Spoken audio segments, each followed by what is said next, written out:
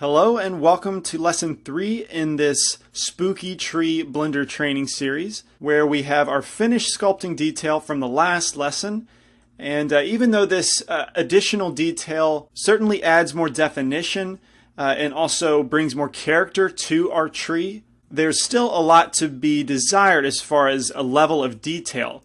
And instead of spending more time and more hours sculpting the high frequency details, like the equivalent to pores in a face, I will use a texture map to extract that additional high frequency detail.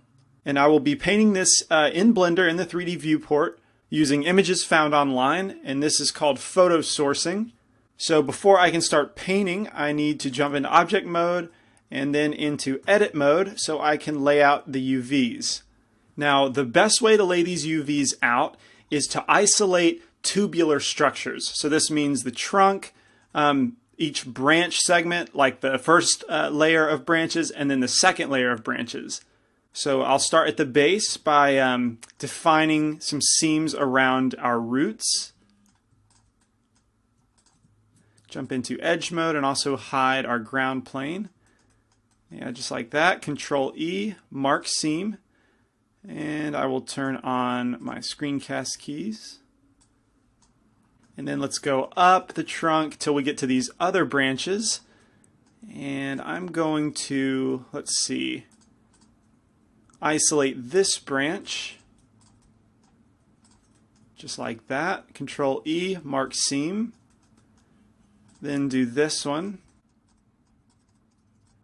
And okay, so that's it for the trunk. Now that I've isolated it as a tube, I need to cut a seam from top to bottom so it can lay out flat. And I'm going to do that right here.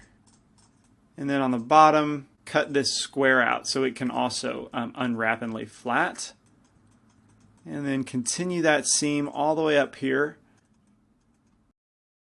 Very top, let's see. Cut it right there. Control E, mark seam.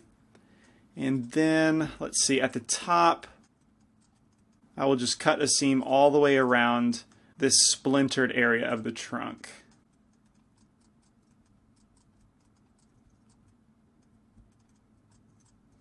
There we go, that should open up flat.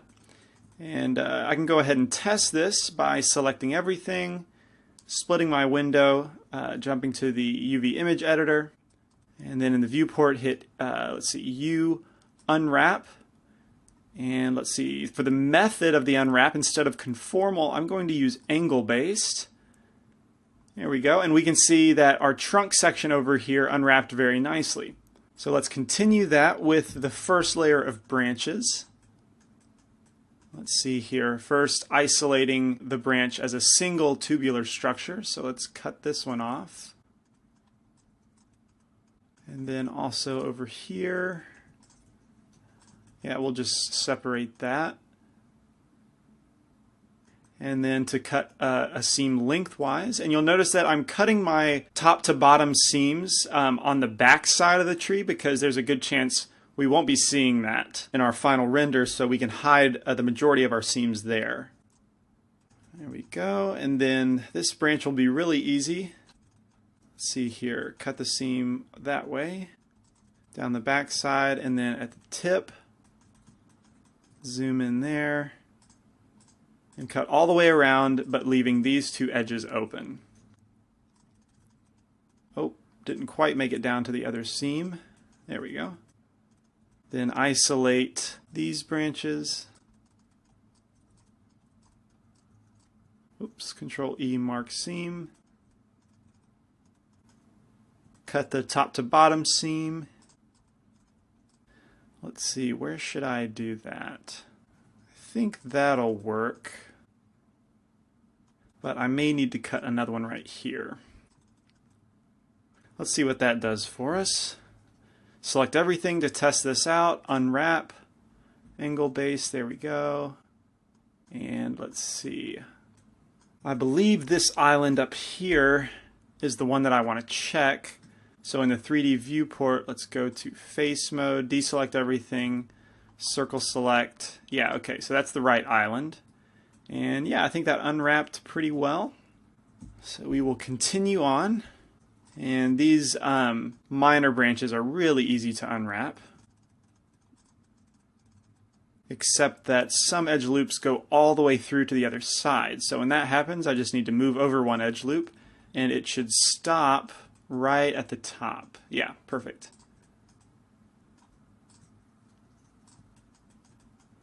There we go. One more on this side of the tree. So that one's going all the way to the top and over to the other side. So let's move over one. Add our seams to the tip. Oops. There we go. Now all those should unwrap great. Let's see, it looks like we got one of them.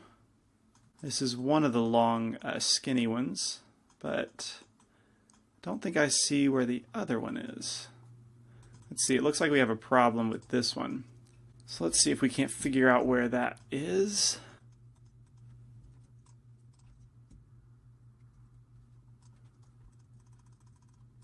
In order to make this a little bit easier to find, we can turn on Keep UV and Edit Mode Mesh selection in sync. And that way, whatever I select in the UV image editor selects over here in the 3D view. And that's a bit odd because I've marked these as seams. Maybe if I clear the seam. What is going on? Let's try unwrapping with those seams cleared. Add those seams again.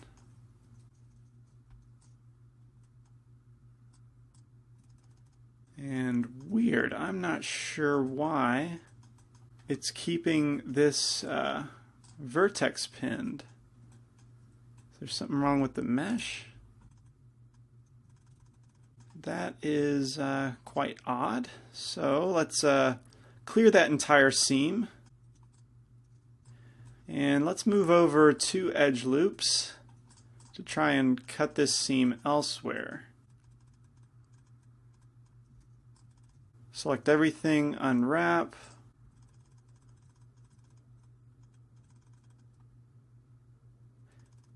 Man, not really sure why I'm getting some problems, but it did fix the problem of the vertex that would not split itself, but now we've got this weird little kink. Oh well, I'm going to move on and see if that doesn't fix itself out as I continue marking seams. And since you've seen me finish this entire branch, I will finish the roots and this other set of branches in time-lapse format.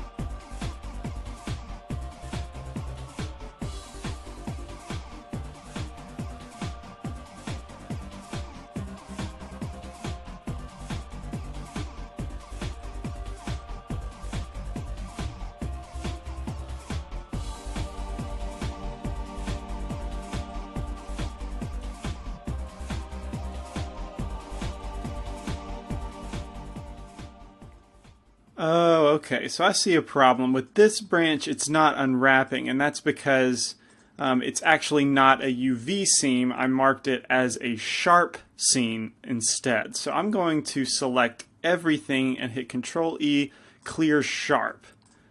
That way, it will be obvious where I don't have UV seams.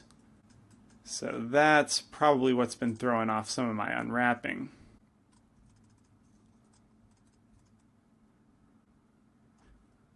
Yeah, there we go. It looks like I get a nice clean unwrap. Oh, except for this guy. Let's see if I can't figure out where that is. Okay. Let's fix the seams here. Oh yeah, several bad seams that I made. Marked them sharp instead of as UV seams. That's okay.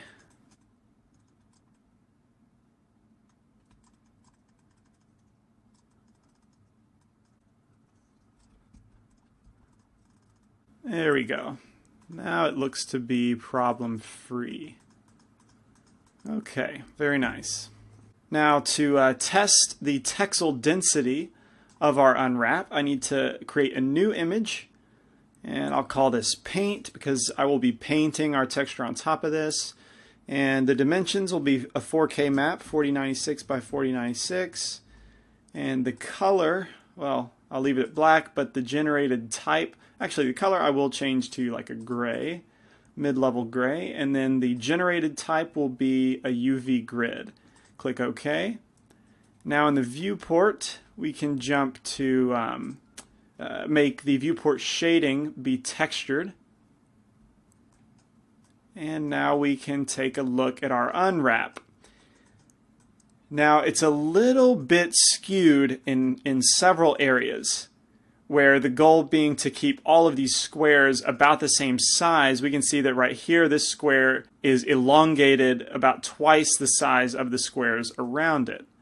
And this is mainly in part to the fact that the base mesh, if we tab into edit mode, the base mesh here is unaffected by our multi-res modifier. And there's quite a big difference from this base mesh to the sculpted detail. So a way that I can help with this is in the multi-res options, we have a button called Apply Base. Now this modifies the base mesh to conform to the displaced mesh that we created when we sculpted on this multi-res modifier. So let's click that, and we should see a little bit of change, but more importantly when we jump into edit mode, our mesh looks a lot different now. And so with my seams cut properly, I can now hit, let's zoom out so we can see the change in our actual UVs. I can, in the viewport, hit U, unwrap, and we'll get a very different unwrap because we applied the deformation from the multi-res to our base mesh itself.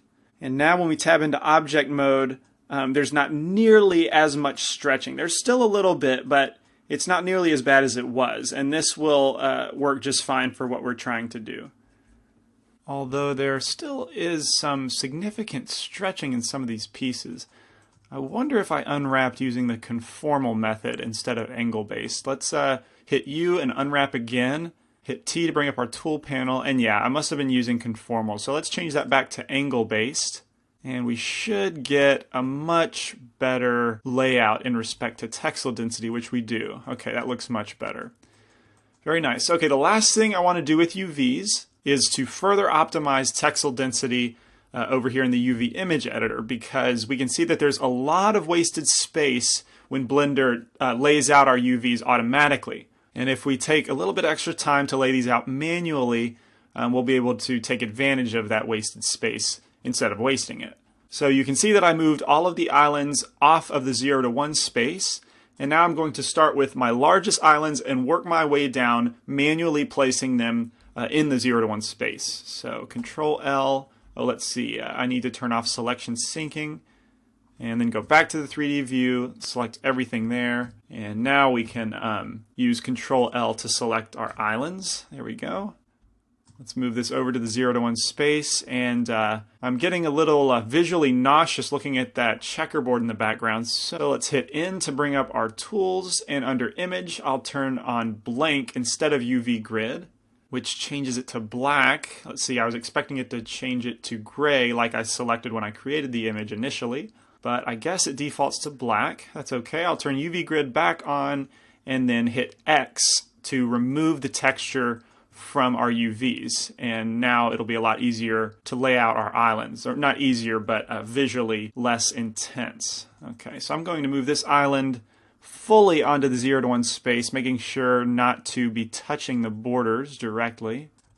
There we go.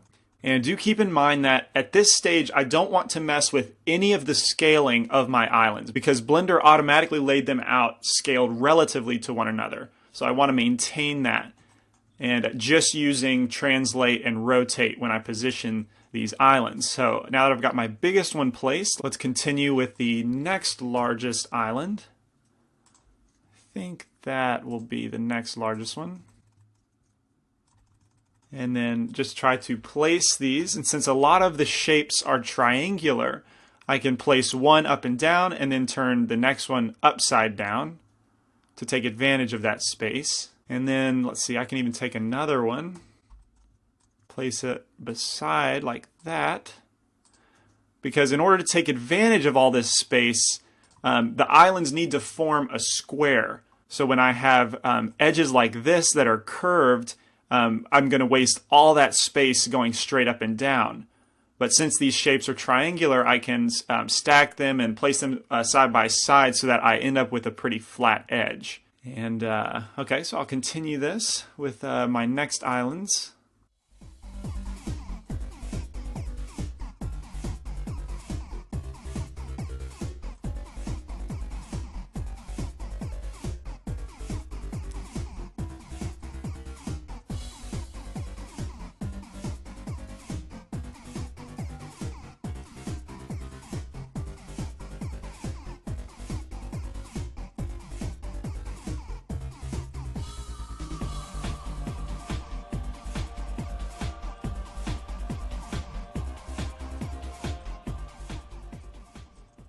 Okay, so at this stage I've got most of my islands placed. The only remaining ones are a few small ones and then fairly square shaped islands. So now is when I want to adjust our scale appropriately. And to do that, I will select all of my UVs and then use the 2D cursor as my pivot. And now scale all my islands up together until I reach another border of the UV 0 to 1 space. And this leaves me with all the available space for me to lay these extra islands down. And I'm starting to think I might not have enough room for this piece in particular. So perhaps, let's see, I'll place these, and then I have a feeling I'm going to have to scale everything back down a little bit to make sure it fits in the 0 to 1 space, because I'm pretty close. Yeah, I'm not overlapping too much, so this shouldn't be a big deal. I'll select everything and scale it down using the 2D cursor as my pivot, scale down until I have this corner back on the 0 to 1 space.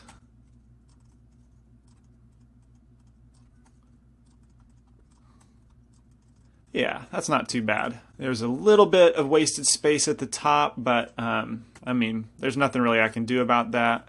Or maybe I could, but I don't think it's worth the time. It is a little bit more optimized, and that was worth the effort. Well, actually, in order to take advantage of a little bit of that space, I think I will select everything. Again, make the 2D cursor my pivot and scale only in the Y direction. That will elongate my UVs a little bit, but also take advantage of some of that wasted space. Now let's see what that does. Oh wait, in the UV image editor with everything selected, in edit mode, I need to go select that image, the paint image. There we go. And let's see what that does in the viewport to our layout. Yeah, everything still looks pretty good, even though I scaled in the Y direction only. So yeah, I think that looks really nice. Let's see. I know that there's some significant stretching. Well, it's not too bad, but there's a little bit of stretching here around the mouth and the eyes. And I want to add a little bit more texel density to those areas. So the way I can do that is to select and grow the selection around the mouth UVs, also the eyes. So let's try this again. Select the eye border edges and then the mouth border edges, and then Control plus to grow the selection. And now I will turn on, let's see, proportional editing, but connected only. And let's scale using the median point as the pivot. Mouse wheel down to decrease our fall off. And I just want to scale this area up. And you'll see in the 3D viewport that our squares get smaller. I don't want to scale too much to introduce more stretching, but I want to scale it up just a little bit. That way we've given a little bit more density to that area. Yeah, I think that's going to work out well. And let's see if I messed up anything else in the layout. Let's get rid of that texture again. I think I might have introduced some overlapping, yeah, over here. So let's move that over just a bit. Is it overlapping anywhere else? No, I don't think so. Check my borders one more time. And yeah, I think I'm happy calling this UV layout finished. So re-add that texture one more time. And let's save our file. And we are now ready to paint. So I'll get rid of our UV image editor in the UI layout. I mentioned earlier that I will be photo sourcing. So first let's take a closer look at the images that I chose to source. And it's just going to be 2. You can use as many as you want, but in this case for a tree, I really only need 2. And this first one will cover about 95% of the entire model. And what's good about this texture is that there's no visible lighting information in the photograph. So there's no shadow being cast across the tree. There's no highlights or specularity. So this must have been taken on a really overcast day, I'm guessing. But the color is really good, and we can see the high areas where the bark is pushing out, and then the cracks in between the bark, which is great. And even though it's not a tileable image, when I set this up as a stencil in Blender's texture painting mode, it'll be very easy to paint this seamlessly across the model. And also, it's an enormous image. If I make this full size, we can see how much detail is in the pixels. So that is a great tree texture. It's included in the source files if you want to use it. And then the last one is going to be what I source for the mouth and the eyes. And it's fairly large. It's still not quite as big as my bark texture, but it's still pretty good. And it gives me enough variation to source all sides of our tree knots. And likewise, what's also good about this one is we don't get a lot of lighting information, which is kind of surprising because we can see in the background that there's a lot of sun and we see a very crisp shadow under here. But on the tree knot itself, there's not much light and shadow. So that will also work very well. And that's it. Those are the only 2 images I'll be photo sourcing. So let's jump back over to Blender and bring back my tool panel with T. And now let's jump into texture paint mode.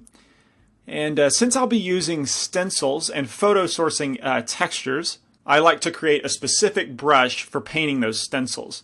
So in the brush menu, I will click the plus button to add a new brush, and I will name this stencil. And then I'll scroll down into the texture menu and click the new button to create a new one. And at this stage, I'm still in Blender Render by default, but we will be rendering in cycles. But I can stay in this engine and tweak my stencil texture. So let's jump to the texture panel, and we can see that it's being associated with the brush. And the type I will change to image. And now let's go open that image. And first we'll go with the tree bark one. And back to the tool panel, the brush mapping, instead of tiled, we'll change it to stencil. And now when we hover in the 3D view, we can see that stencil pop up. And we can control this stencil with our right mouse button. By clicking and dragging, we translate the stencil around. Control right click will rotate our stencil, and shift right click will scale the stencil. Also, I can hit Shift, right click, and then X to scale it only in the X direction, or Y to scale it only in the Y direction. And I can reset the transforms over here under the brush mapping button. And the last couple settings, let's see, I want my strength to be up to 100%. And then also down in the project paint menu, I want to turn off the normal option. I'll just use occlude and cull. And yeah, we're ready to start painting our texture. So I will, let's see here, orbit around to the right side of my tree. And it's key to scale our texture, our stencil down to match the scale of our object. So I think the image needs to be about this big to make sense with the scale of our tree. And then we can left click to start painting. And we can see that that detail is projected exactly onto our model. And we can continue this, trying to be aware of the scale of our texture and also the scale of our object, which can sound cumbersome at first, but it really becomes like second nature because this is an unbelievably repetitive process. But anyway, so I'm going to continue painting, and we can see how seamlessly we can blend it together to where you really don't even notice any breaks in the textures. And if we want to vary up our texture slightly, we can rotate the texture all the way around. I can shift, right click, and then Y to scale in the Y direction to elongate the bark texture. The bark stencil, and continue painting. Yeah, and so that will add enough variation so that it doesn't look like a tiled texture. And I'll continue down, keeping in mind to rotate and orient the texture according to the bark flow. So this is where it's good to remember what directions I sculpted that bark flow detail, and then continue painting our bark in that same direction. So you can see that I'm rotating the texture as I make it down towards our roots. When we look at it now, it looks like our bark is flowing in this direction. And again, it's really seamless. So that's working out pretty well. I'll continue around the mouth so that I can also add the tree hole, the tree knot detail, because that's a little bit trickier to blend into our tree bark texture. So I will make my way around. And I kind of like the elongated bark stencil. I think that's kind of nice. But I'll rotate it around 90 degrees, 180 degrees to kind of offset the repetitious stencil. Very nice.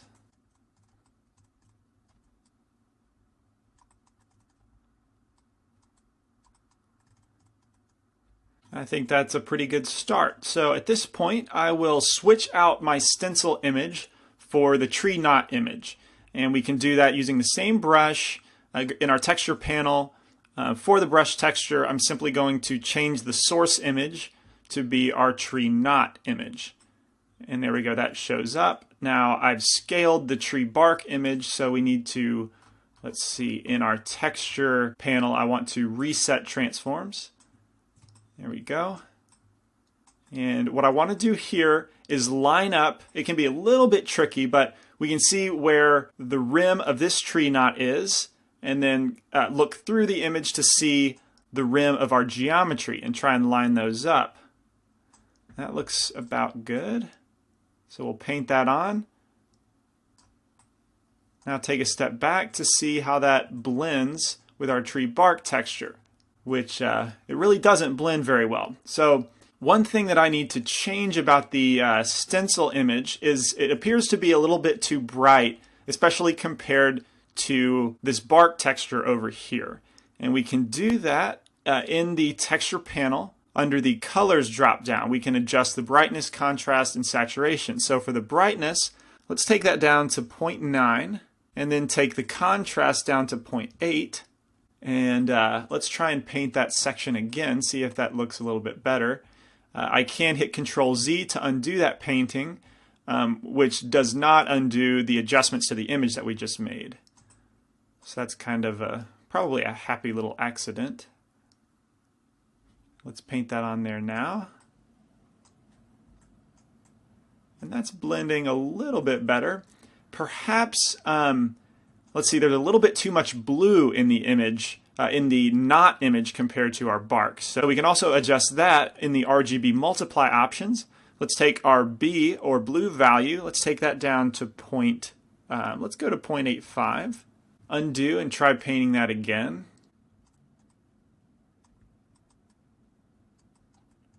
And that's perhaps a little bit too much in the other direction, so let's go to 0.9 and then take the green value to 0.95. Undo that, paint stroke, try it again.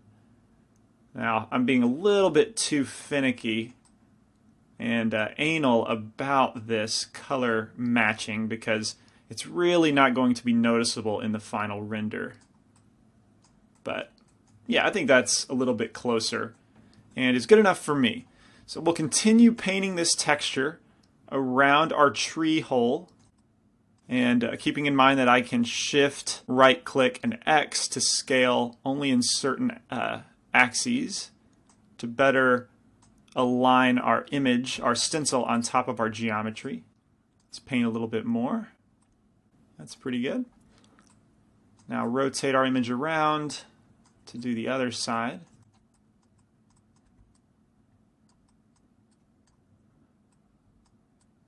Yeah, so I was getting a bad spot over there and I didn't like it. So what's fun about this is I can just move the image over and source a different area of the image. So once you get the hang of stenciling, you can paint some pretty cool photo source textures with it.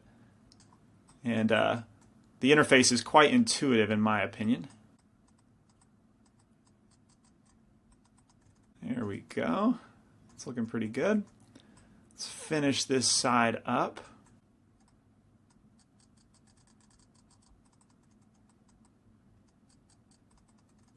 Yeah, I like the way that that looks. Now, for this inside edge, I'm just going to use, let's see, in my stencil, I want to use this little section right here. That should blend pretty nice. So we'll scale that up and now paint that on all of our checkered, untouched areas.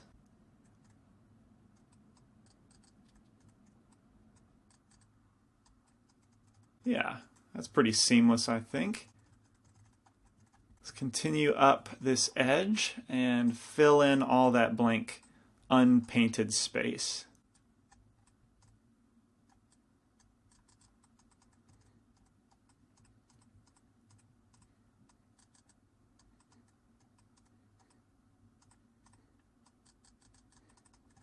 There we go. I think that looks like a convincing tree hole. Yeah. Okay, so now that I've done one of those, I'm not going to be able to show the entire process in real time because it's a pretty long process and it's incredibly repetitive. But I will continue on a little bit more down the base of our trunk, and let's try and fill in this hole down here with this texture as well.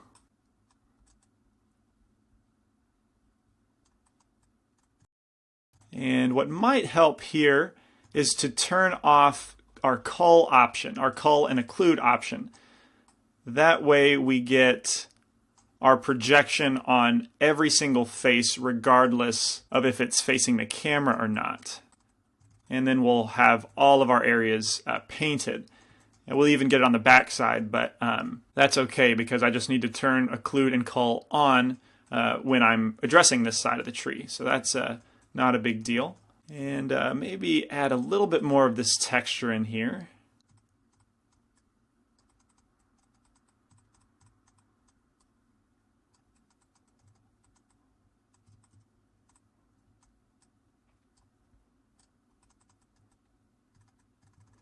There we go. That almost looked really, really good. It certainly did from that one angle. That's something to be aware of when you're using Project Paint is whatever angle you do project from, it will look perfect, but be sure to double check how it looks from other angles because as we can see it's really, really stretched in this area. That's okay. We can just repaint that section and I will turn on occlude and cull again because we don't need it projecting all the way through our geometry.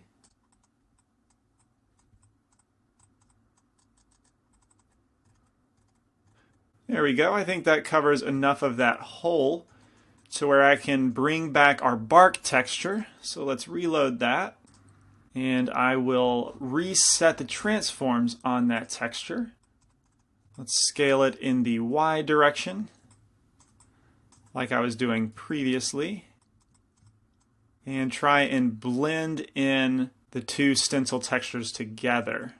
Oh, and keep in mind that now that I switched to the original image, notice that it's a little bit darker than it was originally, and that's because it's using the same color adjustments from our other texture. So it actually would be a better idea to go ahead and create a new brush texture for each image. So let's undo that painting stroke that I did, reload our tree knot texture, and I'll name it Stencil Tree Knot.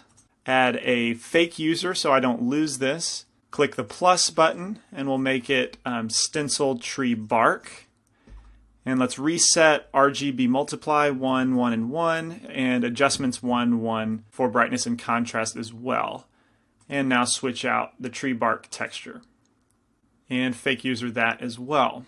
Okay, now we should be set up to where our textures are color adjusted to blend a little bit better.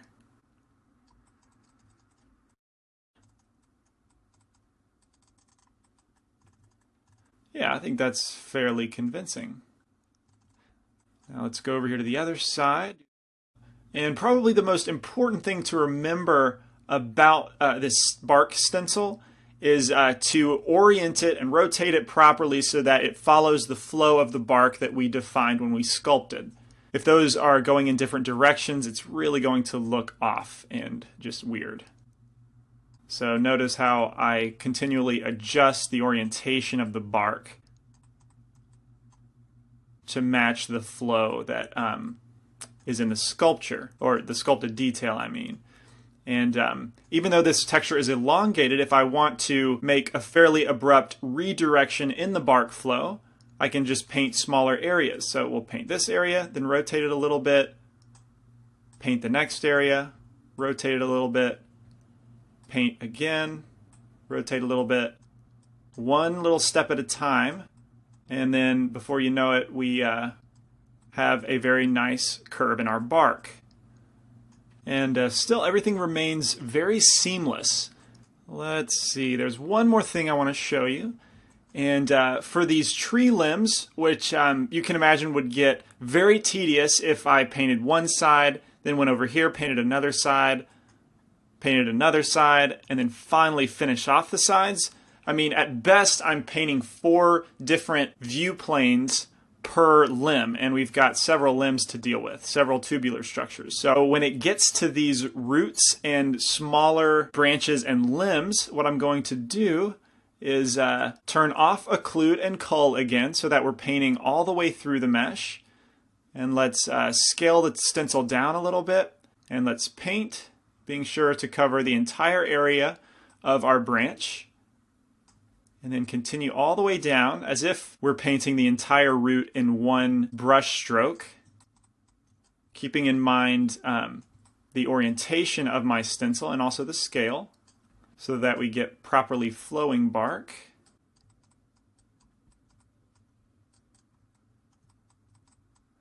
You can probably tell that I'm getting smaller and smaller as we get to the tip, but not too small.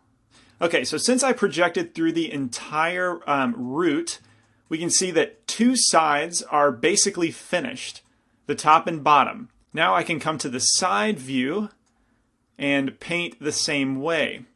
The only thing to keep in mind here is I can't really paint the side at this angle right here because it will project all the way through and onto the curve around of our root mesh. But this makes it a lot faster to paint the entire root or branch by basically killing 2 birds with 1 stone, 2 sides of the geometry with 1 brush stroke. But on the second pass, on the sides, I don't want to cover the entire branch. Keep in mind, the only area that looks kind of weird is in the middle section of the root. So that's all I need to paint, is that middle section. Yeah, and that looks fairly seamless. Let's check on the other side. And yeah, that's not too bad. I'll probably do a little bit of touch-up, but still, this makes it much faster than painting each side individually.